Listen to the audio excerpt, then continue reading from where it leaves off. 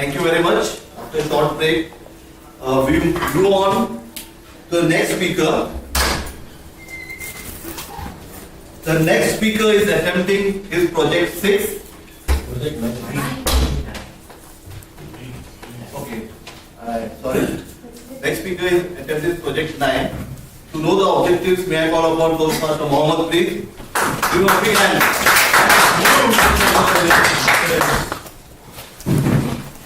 The next speaker is attempting his Project 9, which is Persuade with Power.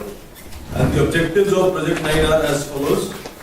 Persuade listeners to adopt your viewpoint or ideas or to make some action. Appeal to the audience's interest.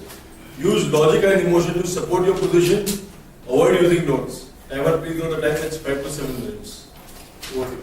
Thank you. Thank you. Thank you very much. The speaker, you name it, RJ, DJ, is associated with Edelman, which is a PR company. He's into PR, public relations. Number one, in fact, number one PR company in India or in the world? In the world. And when I asked about communication, whether it's the function of speaking or listening told, it's both. The topic for today is who will do the change? Who will do the change? Make some noise and put your hands together. To Toastmaster. Thank you so much, and I should compliment you that you need to now host Oscars and Positive. because it's none other than he always says. Good morning. Good afternoon, fellow Toastmasters and guests. Good afternoon. She was pregnant. They threw her from the 5th floor balcony. She was my age.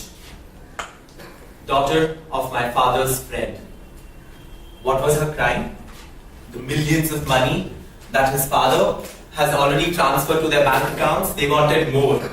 They wanted more of their enviable stocks. They wanted more of his property. They wanted more of his sweat and blood. And when they realized that much only that she would have asked her father to do, they booked her father's flight back from Delhi to Bombay. And they got rid of her. They killed her at 5 a.m., called the ambulance at 6 a.m., making sure that she was past saving. Lying like a street dog with pool of blood in their lawn, with uterine fluid all over in their meticulously manicured garden. They presented themselves at 9 a.m. in the hospital, making sure that she's completely dead. And definitely, they came up in a Mercedes-Benz car, dressed up like a true blue Delhiite, with their custom-made Italian suits, fresh out from a stock in a boutique from Saket.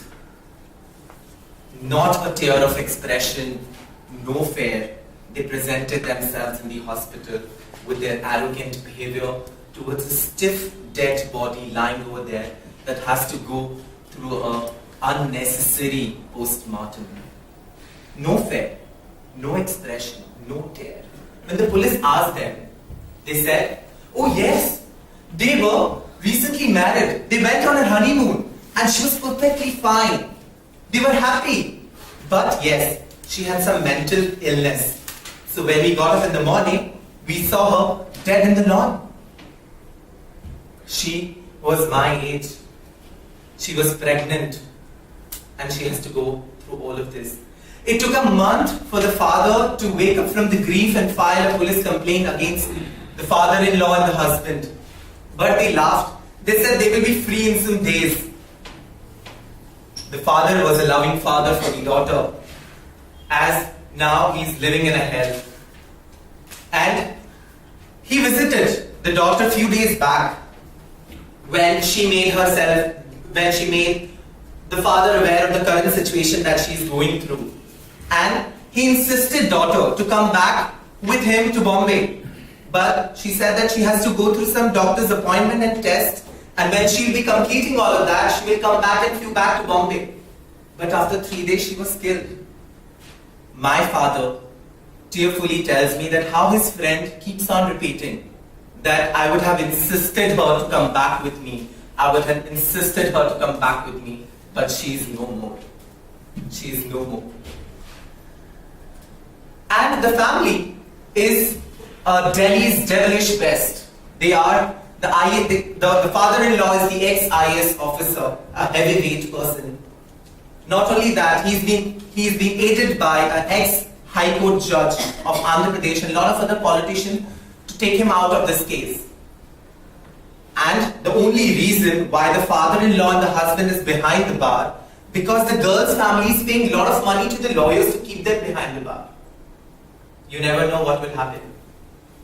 Not only that, I hope the culprits will get the punishment until unless we do something about it. National Crime Record Bureau stated and recorded 8,233 dowry deaths in year 2012-2013 only in Delhi. And this definitely record might fluctuate, it will be more than that. And the statement that carries out from the Record Bureau is, it's 1 hour per death in Delhi. Only dowry deaths.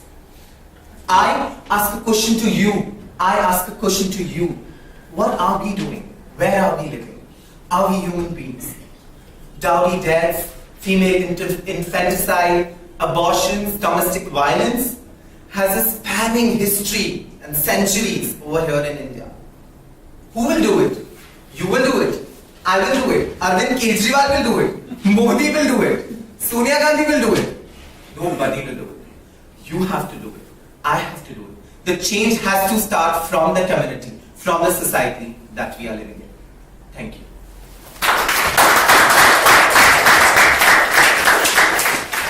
Please take 50 seconds to record your feedback.